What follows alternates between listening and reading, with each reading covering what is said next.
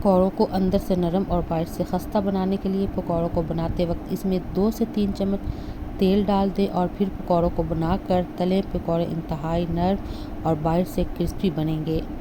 سحری میں ہمیشہ کم تیل میں بنے سالن کا استعمال کریں، جیسے کباب اور دہی کا استعمال کیجیے، کیونکہ یہ چیزیں سینے پر بھاری نہیں لگتی اور آپ بآسانی سحری کر کے اپنا پورا روزہ گزار سکتے ہیں۔ لیکن سحری ہرگز نہ چھوڑیں۔ بعض اوقات کچھ لوگ سحری چھوڑ دیتے ہیں کم وقت کی وجہ سے، لیکن ایسے میں بعض لوگ ایسے بھی ہیں جو نیند اور کاہلی کی وجہ سے سحری کیے بغیر روزہ رکھ لیتے ہیں، لیکن ماہرین کے مطابق یہ انتہائی غلط بات ہے۔ سحری ضروری کرنا چاہیے۔ سحری میں ایسی غذاؤں کا استعمال کریں جو ہلکی ہوں، جیسے کہ کم تیل میں سالن بنا ہو، جیسے دہی، کباب وغیرہ۔ رات میں سونے سے پہلے نیم گرم پانی یا اسبغول استعمال لازمی کریں۔ یہ گردوں کو صاف کر دیتا ہے اور دن بھر پانی کی کمی بھی نہیں ہونے دیتا۔ گرم دودھ میں تھوڑی سی سونف ڈال کر پی لیں۔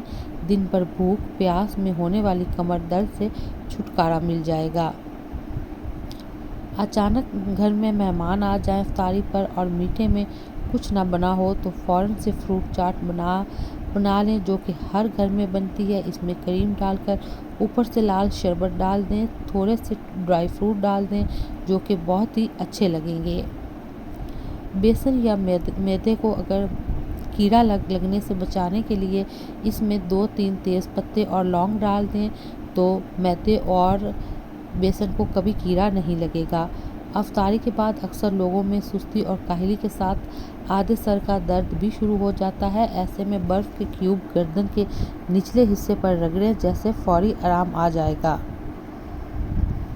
روزے داروں کو اکثر اچانک شدید سر درد، آنکھوں میں درد کا سامنا ہوتا ہے اور عموماً یہ تکلیف ظہر کی نماز کے بعد شروع ہوتی ہے، کیونکہ اس وقت تک سحری میں کھایا ہضم ہو جاتا ہے اور بھوک لگنے لگتی ہے، تھکن زیادہ ہو چکی ہوتی ہے۔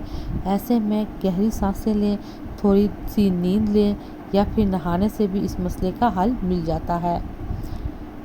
کھلے چاول بنانے کے لیے چاولوں کو ابالتے وقت اس میں 1 چمچ لیموں کا رس شامل کر دیں۔ اگر لیموں کا رس نہیں، 1 چمچ سرکہ ڈال دیں۔ چاولوں کی رنگت بھی صاف ہو جائے گی اور خوشبودار اور کھلے چاول بنیں گے۔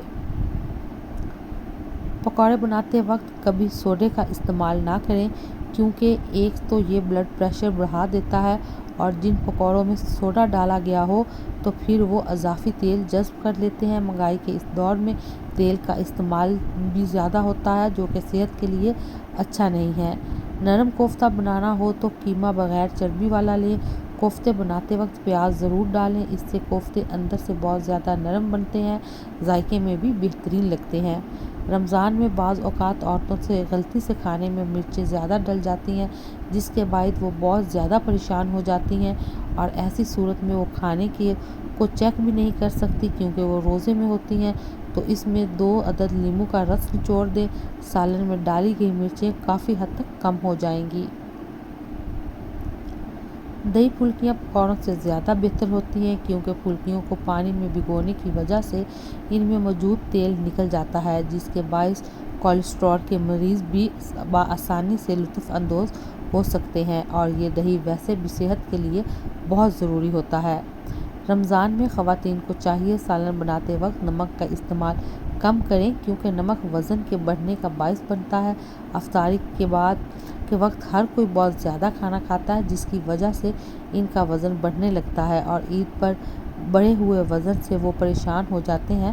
نمک کا استعمال ویسے بھی بلڈ پریشر کا باعث بنتا ہے۔ افطاری میں بنائی گئی چنا چاٹ، جس میں لازمی مختلف قسم کی سبزیاں ضرور ڈالیں اور دہی کا استعمال تو لازمی کریں۔ پیاز کو فوری طور پر کرسپی براؤن کرنے کے لیے پیاز کو فرائی کرتے وقت اس میں چٹکی بھر چینی شامل کر دیں تو پیاز بہت جلدی سنہرے ہو جاتے ہیں۔